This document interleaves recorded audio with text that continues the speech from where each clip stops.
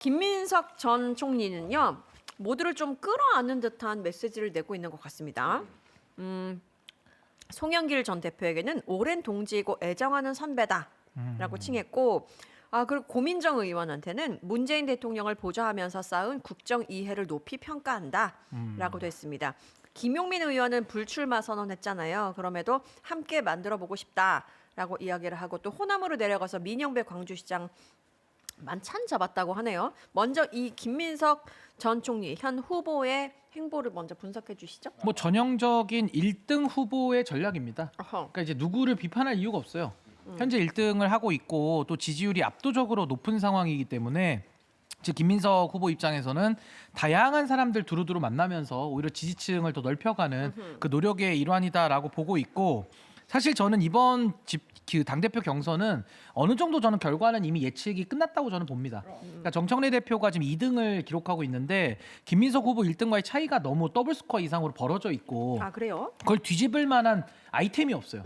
이미 다 아이템을 써먹어가지고 아이템도 없고, 더 큰 위기는 송영길 후보가 현재 3위인데 실버 크로스가 예상되거든요. 그러니까 2등과 3등이 교체되는 걸 실버 크로스라고 하는데 이제는 송영길 후보가 아마 2위로 올라가는 날이 좀 멀지 않았다. 그래서 저는 이제 정청래 대표는 별로 이거는 좀 돌파할 그 길이 잘 보이질 않습니다 지금. 네.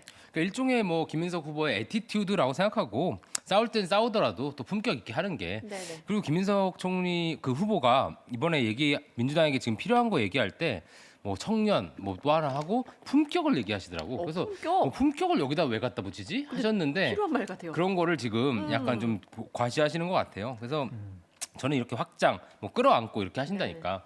확장을 할 때 저는 그 야박하지 않아야 된다고 생각하고요. 맞습니다. 그러니까 과거에 대해 막 캐묻지 않고 현재 입장에 대해서 가중치를 둬야 한다고 생각합니다.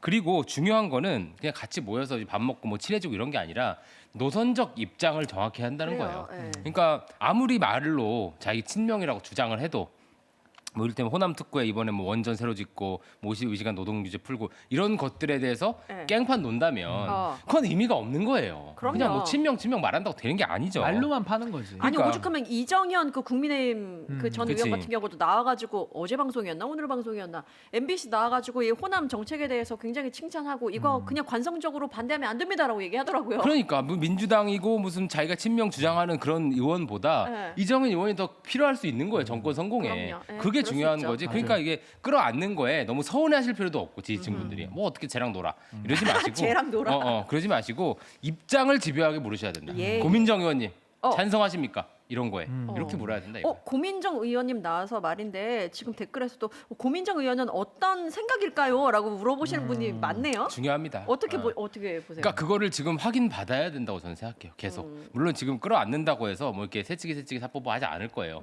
사측이군요.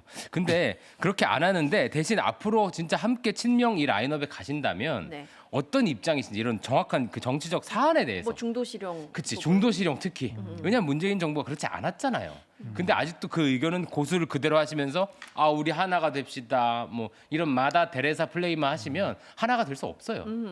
아니 그러니까 저는 그걸 좀 달리 표현하자면 문재인 정부 때와는 지금 이재명 정부가 다른 길을 가고 있거든요. 근데 이런 얘기를 하면 또 뭐 갈라쳤다 이렇게 또 비판하니까 제가 참 당황스러운데, 다른 걸 다르다고 얘기할 뿐이에요. 그럼 다른 길을 가고 있으면 고민정 의원은 누가 봐도 문재인 정권의 핵심이고 네. 윤건영 의원, 고민정 의원 양대 축이잖아요. 네. 그렇다라고 한다면 본인이 그동안에 걸어왔던 정치의 행보에 대해서 저는 한 번쯤은 뭐가 잘못됐다라는 걸 좀 구체적으로 얘기를 해줬으면 좋겠어요. 이거는 뭐 반성문 써라 이런 뜻이 아니라 앞으로 어떤 정치를 하겠다라는 걸 보여주려면 뭐가 잘못됐었는지에 대한 문제 진단, 문제에 대한 원인 파악을 제대로 하고 있어야 네. 올바른 처방으로 나아갈 수 있잖아요. 그래서 저는 고민정 의원 같은 경우는 그 노력을 좀 해야 될 것 같은데 과연 잘 해낼 수 있을까? 저는 매우 좀 의구심이 많이 더 크게 들고, 결국 이번에 당대표 출마의 의미는 정청래라고 하는 정치인이 친문의 적통을 자처하다 보니까 거기에 대해서는 이거는 우리가 친문으로서 묵과하기 좀 어렵다라는 차원에서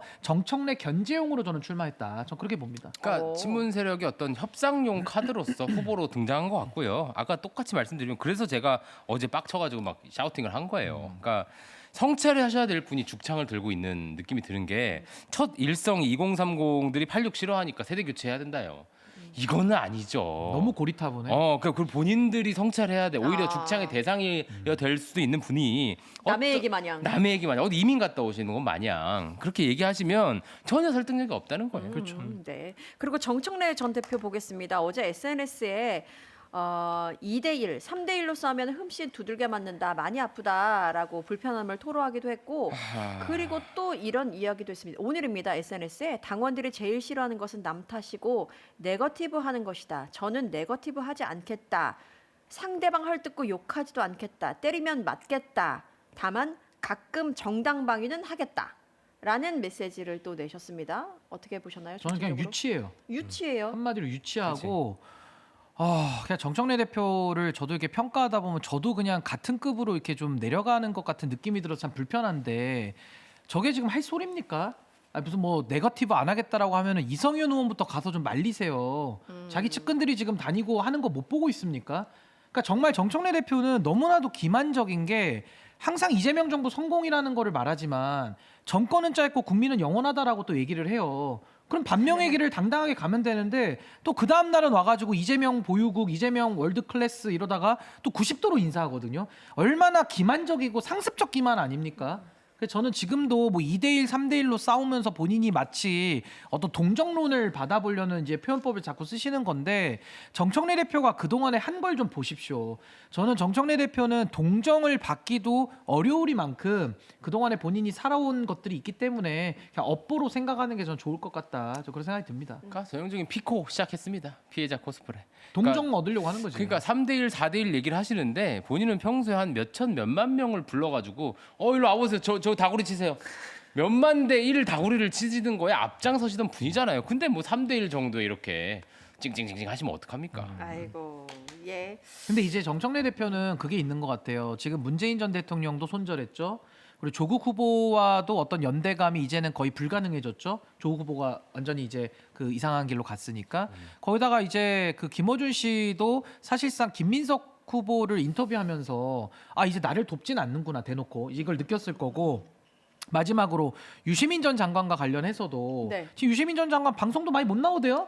제가 기대했던 것만큼 방송을 못 하시대 보니까 그 낚시 방송 보니까 뭐 열흘간 잠을 잘 못 주무셨다 그래서 저도 그건 인간적으로는 좀 마음은 아프고 짠하던데 그렇죠. 그러니까 왜 그 사서 고생을 하냐 이거예요 저는. 그래서 저는 지금 정청래 대표를 둘러싸고 고립무원이다. 누구도 도와줄 수 없는 상황에 혼자 서 있거든요. 그러니까 이 상황을 어떻게 돌파해낼지 저는 뭐 정청래 대표의 몫이긴 한데 앞으로 굉장히 지금 진로가 매우 어둡다라는 생각이 들어요. 아직 출마 이 선언은 안 했죠? 아직은. 그러니까 이거 불출마하실까봐 좀 걱정인데요, 저는. 출마하셔야죠 이쯤 출마 되면. 하시고 그 노선적 차이를 좀 극명하게 드러내고 이런 짜친 거 하지 말고 감기약 이런 거 하지 맙시다 좀. 성분은 물어보지 말자고. 평론이 안 돼. 뭐 어떡하라는 거야 이거를. 짜쳐요 그냥. 어떻게 봉합하려고 그러지? 그러니까 그런 거 하지 마시고 노선적 차이 약간 뭐 제3의 길 저는 제3의 길에 대해서 이상호 그 미키루크 그분이 네. 비판한 거 저는 좋은 거라고 생각해요. 동의는 안 되지만 어. 그런 논쟁은 해도 좋아. 어. 근데 무슨 감기약이 어떠니 그리고 선착순으로 몇 등으로 국회 들어왔니 그래. 뭐 10분 준다 뭐 굴다리로 나와라 이런 것도 아니고